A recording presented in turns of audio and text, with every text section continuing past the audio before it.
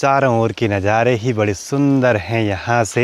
और गांव में आजकल सभी लोग इन्हीं सब कामों में लगे हैं। चौखंबा से कुछ 1-2 किलोमीटर पहले बहुत सारी चीजें जानने को मिलती हैं। घोड़े खच्चरों की लाइन लगी है। पिछले साल तो बहुत सारे यात्री आए थे। ट्रैकिंग शू की तो हालत ही खराब होगी। हर कोई घर के बारे में जरूर से पूछता है। तो सबसे पहले आप सभी को मेरा प्यार भरा नमस्कार। मेरा नाम है आलोक राणा और स्वागत है आप सभी का देवभूमि उत्तराखंड के मध्यमहेश्वर घाटी के इन खूबसूरत पहाड़ों से केदारनाथ धाम वाली यात्रा की वीडियोस पे आप सभी का बहुत अच्छा रिस्पांस आया है।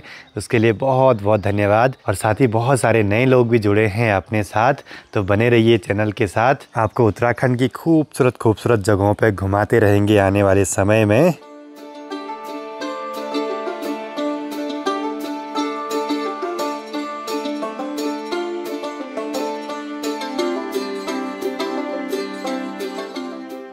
बाकी अब अगले कुछ दिनों तक मौसम ऐसे कुछ गड़बड़ सा दिखा रहा है, क्लाउडी सा वेदर, बारिश की संभावना। बाकी अब चारों ओर लगभग पीलापन बढ़ने लगा है गेहूं के इन खेतों में। जंगली जानवर ज़्यादा नुकसान न करे, जिस वजह से सभी लोग फटाफट कटाई शुरू कर रहे हैं।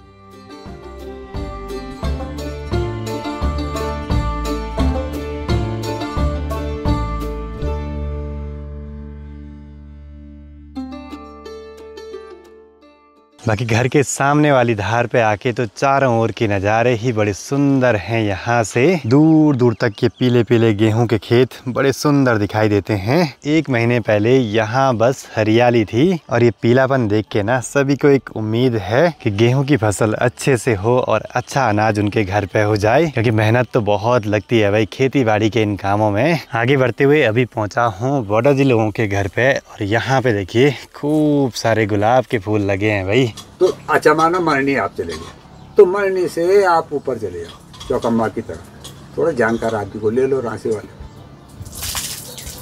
तो वहाँ से चौखंबा से कुछ 1-2 किलोमीटर पहले एक शिवलिंग है। इस फटेक का भजन करते हैं, बैठ जाइए 2-4 आदमी जो भी है बैठे, मंदिर में बैठे भजन कीजिए, भगवान का नाम का सुमिरन करते रहिए, लेकिन गीत नहीं लगाने हैं। उसका बुरा असर पड़ता है। कहीं पर भी जा रहे हैं, पानी भी होगा ही और कुछ खाने को भी होगा ही। सबसे पहले आप शुद्ध जगह पर ये इतनी टुकड़ी रख दो उधर, अपने पास आसपास धूप अगरबत्ती होती है, टुकड़ी रखो, 1 बूंद पानी चढ़ाओ, धूप अगरबत्ती जगाओ और बैठकर तब उसके बाद मजे में खाओ, तब कोई परेशानी नहीं होगी। दूसरी बात, जहाँ पर डेरा है अंदर मत खाओ, बाहर आओ।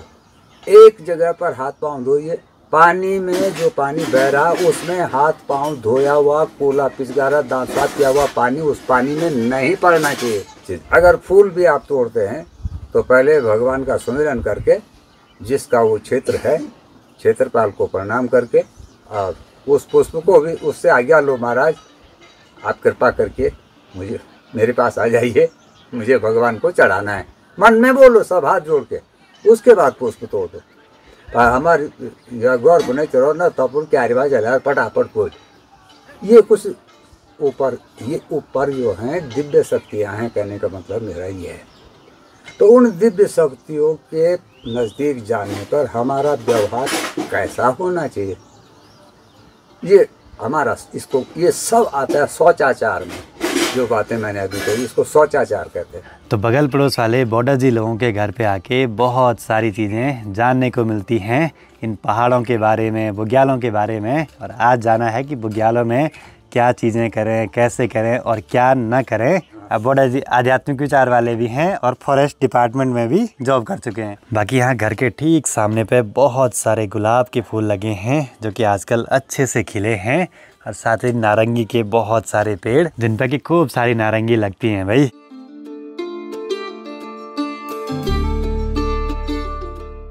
गांव में बुजुर्गों के पास बैठने से ना बहुत सारी ऐसी चीज़ें जानने को मिलती हैं जो गूगल, इंटरनेट, यूट्यूब या आज के ज़माने में बहुत कम जानने को मिलेंगी। बाकी माँ ने भी लगभग पूरे खेत के गेहूं काट ही दिए हैं जो पके हैं, और 2-4 दिनों में ही ये पूरे पीले खेत साफ हो जाएंगे। ट्रैक से घर आने के बाद 2 सबसे ज़रूरी काम रहते हैं। जो भी फुटेज वगैरह हैं उनको बैकअप करके रखना, और दूसरा कि अगली ट्रिप की तैयारी करना है। बाकी घर के सामने वाले खेत से भी निकाल दिए सारे गेहूं जो पके हैं। अपने गांव के ठीक ऊपर भी हेलीकॉप्टर अब लगातार उड़ते जा रहे हैं। शायद ये वाला रूट केदारनाथ धाम से श्री बद्रीनाथ धाम वाला है। बाकी अब आने वाली 21 मई को द्वितीय केदार भगवान मध्यमहेश्वर जी के मंदिर में भी कपाट खुल जाएंगे। 19 तारीख को डोली प्रस्थान करेगी उखीमठ ओमकारेश्वर मंदिर से रांसी गाँव। अगले दिन रांसी से गोंडार गांव और फिर उसके अगले दिन 21 तारीख को गोंडार गांव से मध्यमहेश्वर धाम तक, और उसी दिन वहां पे कपाट खुल जाते हैं। पिछले साल तो बहुत सारे यात्री आए थे, इस साल भी उम्मीद तो है यहाँ मध्यमहेश्वर घाटी में भी रौनक देखने को मिलेगी खूब। बाकी आज देखिए ठीक सामने गेट गाँव वाली रोड पे खूब सारे घोड़े खच्चरों की लाइन लगी है। शायद आज इनका लाइसेंस या परमिट वगैरह बन रहा होगा। वैसे ये काम ना यात्रा से बहुत पहले हो जाना था, लेकिन इस बारी एक एक्वा इन्फ्लुएंजा करके कोई वायरस फैला है घोड़े खच्चरों में, जिस वजह से घोड़े खच्चर बिल्कुल भी स्वस्थ नहीं है केदारनाथ धाम जाने वाले रूट के लिए। तो उनका टाइम पे ये चेकअप वगैरह परमिट वगैरह बनते रहते हैं। बाकी दिन बढ़ने के साथ साथ पप्पा जी भी पहुंच गए परवाड़ी वाले घर के काम करके। आजकल तो सभी के काम बटे हैं यहाँ, किसी को पुराने घर के काम करने होते हैं, किसी को खेती बाड़ी के। केदारनाथ धाम जाके ट्रैकिंग शू की तो हालत ही खराब होगी, पूरे रास्ते भर की कीचड़, इनको भी तैयार रखना पड़ेगा। और जब से मैंने ट्रैकिंग शू पहनने स्टार्ट करे हैं ट्रैक पे, तब से 2-4 चीज़ों का डर तो कम हो गया है। सबसे पहला फिसलने का, दूसरा पैर मुड़ने का, तीसरा पैरों में छाले उठते थे नॉर्मल शूज़ पहनने पे, वो भी कम हो गए हैं। बाकी माँ भी काम निपटा के आ गई खेतों का, और गांव में आसपास सभी लगे हैं इसी काम पे आजकल। खेती बाड़ी के काम में माँ तो बस अभी अकेले हैं काम कर रहे, आराम से जितना हो पाएगा उतना ही करेंगे। बाकी अभी मैं लगा हूँ रील्स वगैरह एडिट करने पे। स्टॉक फुटेज तो अपने पास बहुत ज़्यादा है, लेकिन समय ही नहीं मिलता है। बाकी दिन के 1:30 बज चुके हैं अभी, और सामने मध्यमहेश्वर घाटी के रांसी गोंडार गांव के आसपास से बहुत भयंकर बारिश शुरू हो गई। फिर सामने पे आ गया बड़ा सा बाज, सारे पक्षी डर के भागने लग गए। आज की बारिश तो आके चली भी गई, अभी थोड़ा मौसम सही लग रहा है। बाकी माँ ऐसे ही माहौल में लगी हैं यहाँ गेहूं के पौध से बालियां अलग करने पे। तो आज कुछ अलग तरीके से काम कर रहे हैं, दथड़ी से काट के इनको ऐसे मुल्कनी में भर रही हैं। पहाड़ों में काम सारे हाथ से ही किए जाते हैं, मशीनों का यूज़ बहुत कम करते हैं। बाकी पीछे का जो घास बचता है इसको चिलो बोलते हैं, और ये न्यार जो होता है इसको गाय या बैल को चारे के रूप में देते हैं। कुछ गेहूं की बालियां अजीब सी हैं, इनमें अजीब सी सड़ने वाली स्मेल से आ रही है। और पापा जी को ये वाली पूलियाँ ले जानी हैं परवाड़ी वाले घर की ओर, क्योंकि यहाँ पे एक दिक्कत हो रही है। बोला हमने खोला तैयार तो किया है गेहूं वगैरह कूटने के लिए, लेकिन यहाँ अभी भी थोड़ा बहुत सीमेंट तो है ही, पठालियों पे चिपका हुआ। बच्चों ने बहुत करते थे भाई, दिन भर लगे रहते थे इसी काम पे, फटाफट जितनी जल्दी हो सके। लास्ट में इनको फट करके यहाँ से काट देते थे किसी भी चीज़ से। तो पहाड़ों में ऐसे भी कुछ काम होते हैं भाई, बिल्कुल सब चीज़ें एक एक करके, बहुत मेहनत लगती है इस काम में भी। आलोक कब करेगा चार धाम का दर्शन हमको? माँ कमेंट्स पढ़ती रहती है ना, तो 4 धाम यात्रा भी जाएंगे, लेकिन आजकल एक दिक्कत है, एक तो भीड़ बहुत ज़्यादा है, दूसरा थोड़ा सा जो यात्रा रूट पर होटल वगैरह हैं ज़रा कॉस्टली मिलते हैं।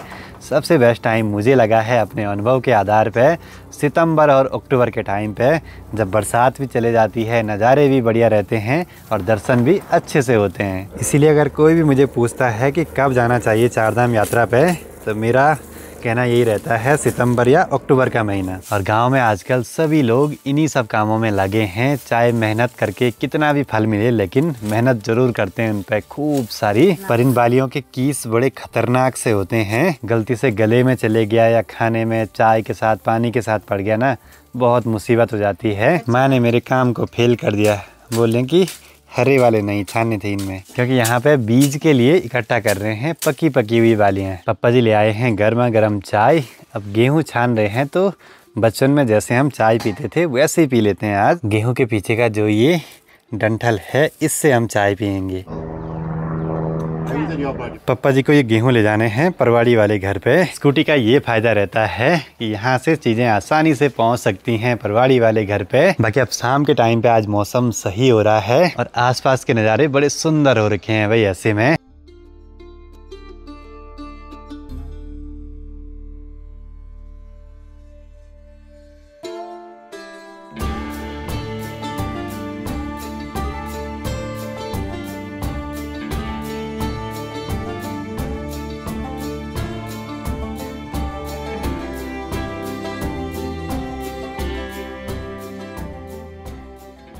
आज तो घर पे ही हूँ सुबह से और कुछ लगा हूँ अपने घर के काम के लिए रिसर्च वगैरह करने पे। बाकी आज लगा हूँ मैं ChatGPT से लगातार SS की रेलिंग के बारे में जानने पे, क्योंकि अब घर तो बन गया है हमारा, लेकिन सिर्फ रेलिंग का काम रह गया। बस ये वाला काम भी अगर फटाफट से होता है तो बढ़िया है, फिर हम पे से एक बोझ उतर सा जाएगा घर बनाने का। और कई सारे लोग मुझे यात्रा के टाइम पे मिले और हर कोई घर के बारे में ज़रूर से पूछता है, क्योंकि लगभग 1 साल तक मैं घर पे रहा और घर की ही वीडियोस बनी। बहुत लोगों ने पसंद किया उन सब वीडियोस को, बहुत सारी जानकारियाँ मिली, सपोर्ट किया, सुझाव दिए।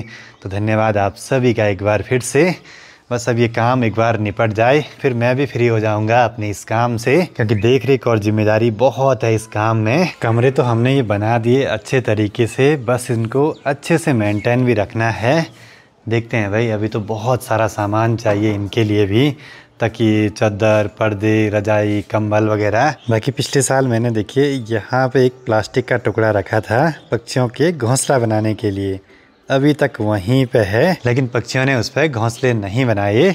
उनको चाहिए नेचुरल सी जगह, जैसे आसपास अगर कोई पुराना घर होगा, या फिर जैसे यहाँ पे ये सूखी घास रखी है पराल वगैरह लगा के। शाम के 6 बज चुके हैं और आजकल देखिए अभी तक सामने धूप दिखाई दे रही है। लगभग 15 मिनट तो और रहेगी ही, और सर्दियों में 2:30 बजे ही धूप चले जाती है पूरे गाँव से। तो इतना अंतर है भाई माहौल में। बाकी धूप की आखिरी किरणों से सामने के पहाड़ देखिए आजकल पूरे हरे भरे हो चुके हैं। ऊपर बिसुड़ी ताल वाला जो टॉप है ना, वहाँ तक हरियाली जाने लगी है धीरे धीरे। सामने देखिए चौखंबा पर्वत धीरे धीरे दिखने लगा है बादलों के बीच से। और घर पे आइए अंबिका, क्या बोल रही है? वीडियो बढ़िया थी श्लोक वाली। मैंने वीडियो में भगवान केदारनाथ जी की एक स्तुति बोली थी, तो वो सबको बहुत पसंद आई भाई। और ऐसे मैंने वहाँ पे बहुत सारी चीज़ें रिकॉर्ड करी हैं, धीरे धीरे कभी शेयर करेंगे आराम से। बादल छटने के बाद तो पहाड़ों का माहौल ही कुछ अलग हो जाता है भाई। ऊंची ऊंची चोटियों पे खूब बर्फबारी हुई है आजकल भी।